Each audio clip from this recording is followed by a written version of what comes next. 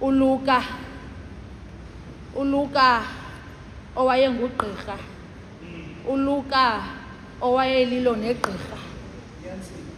Kuthiwa le ncwadi uLuka uyibhala emveni ethe wahlahluba uTheophilus egulela ukwazi uYesu.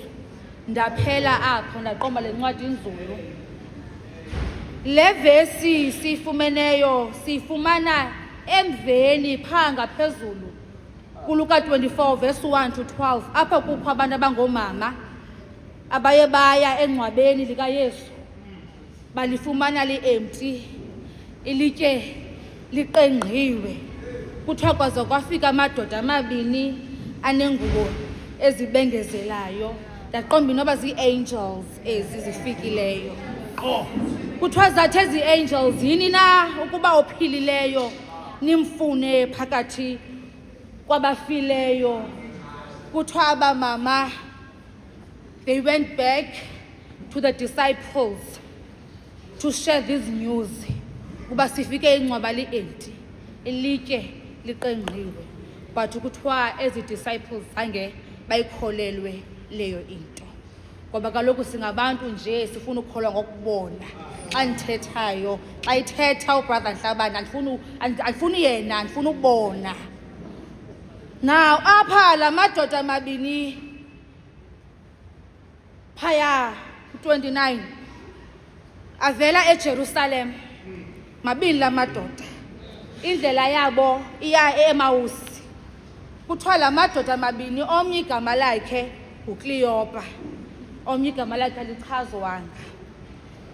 Now la madoda ndafumaniseka ukuba kuthiwa badakumbile la madoda, they are very disappointed. Bahurt la madoda, babuhlungu la madoda. La madoda ndim nawe kubuhlungu entliziyweni yabo la madoda, ngoba kaloku ngenxa yezehlo ezithe zehla eJerusalem kwinyana womntu. Now la madoda kuthiwe bayabalisa ukuba kwenzeke le, kwenzeka le, kwenzeka naleya. Kuthiwa ekuxoxeni kwabo la madoda kwathi gqi mntu uthile wababuza, yintoni le baxoxa ngayo? Waphendula uKleopa wathi, umhambi eYerusalem apha nguwe wedwa ukuba ungazazi nje izinto ezithe zehla iintsuku ezigqithileyo. Wabuza, zinto zini ezo? Khumbule le ndoda yesithathu ayaziyo uba ngubani na. Bathele nqa le ndoda ingaziyo uba kwenzeke ntoni, kodwa apha thina sibhujelwe kwaye apha thina simkelwe. Now baze bachaza ezingoYesu waseNazarethe oyindoda engumprofeti.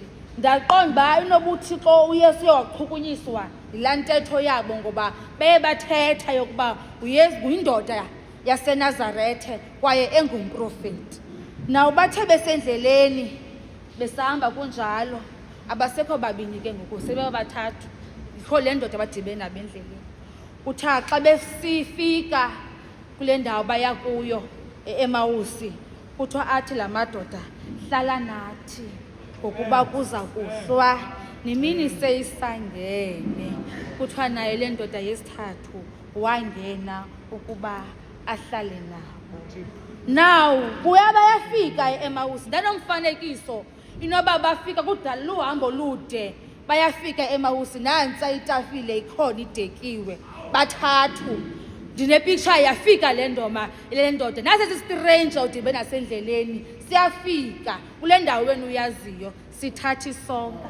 Akanela kukusithatha nje esi sonka, wasisikelela bazalwane, wasisikelela esi sonka. Kuthiwa wabaqhekezela wathi, ina nasisonka yitya, ina nasisonka yitya. kuthiwa kulapha amehlo ala madoda avuleka khona, base bambona kuba nanku lo Yesu ebebethelelwa emnqamlezweni.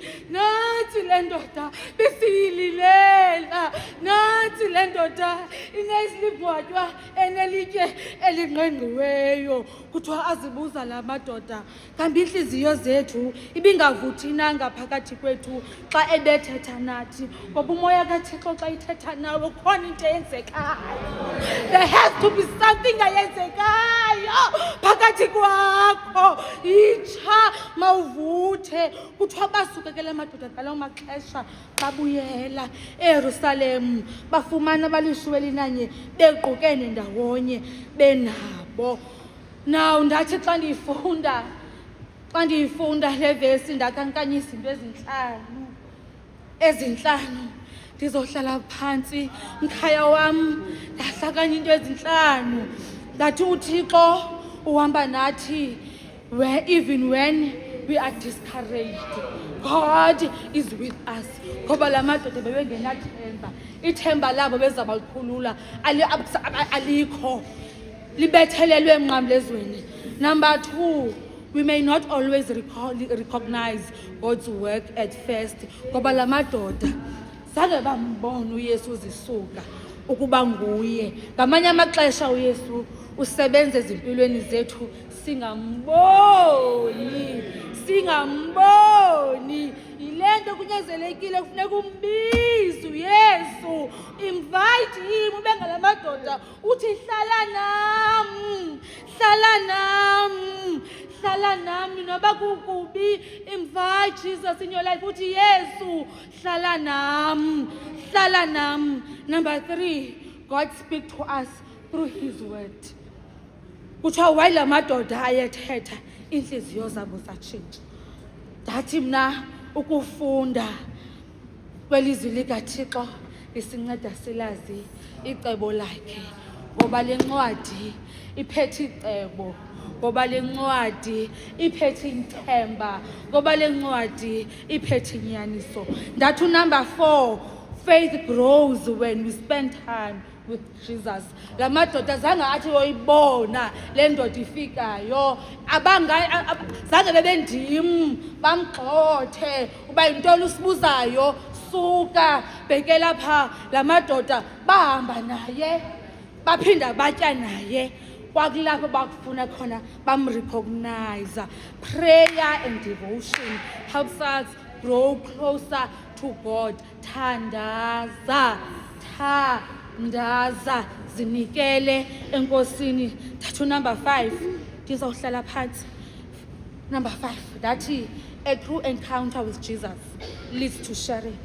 La madoda aye aqhekezelwa esisonga, bambona wasuka wadisappearisha emehlweni yabo. But after meeting Jesus, babaleka bayobaxelela abanye.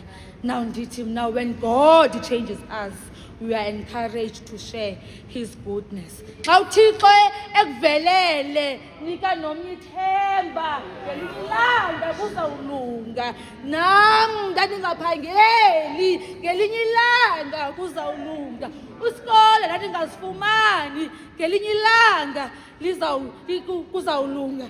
Ndathi xa ndifumaniseka apha emaxolweni ethu, ndathi phaya kwi-hymn 133 ithi baphina abantu bomhlaba, baphina abadungudelwayo, mabeze kuziva indaba, mabeze abantu abevayo kufika kuthathwa komkhulu, kufika ezinkulu izindaba, ilizwi elivela phezulu libiza abantu lomhlaba. Xa uThixo ethe wakwenzela into, suba nomona. Shera